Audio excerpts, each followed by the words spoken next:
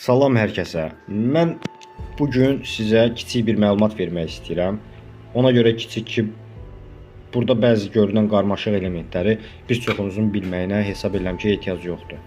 Bu əsas pilotsuz uçuş aparatının əsas beynidir. Bəli.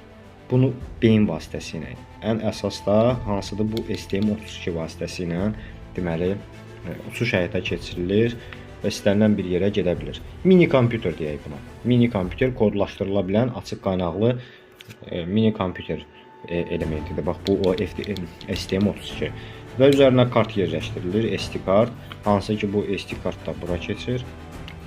Gördüyünüz kimi.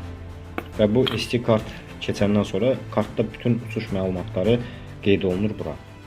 Mən də öz növbəmdə kartı uçuşdan sonra götürüb kompüterə sallam və oradakı bütün məlumatları analiz edirəm. Harda nə kimi səhvlər eləyib və yaxud da hər hansı bir problemi aşkar edibmi, yoxsa etməyibmi, yoxsa etmək istəyib alınmayıb və s. Və bu kimi şeyləri mən bu beyin vasitəsilə həyata keçirdirəm, öyrənirəm.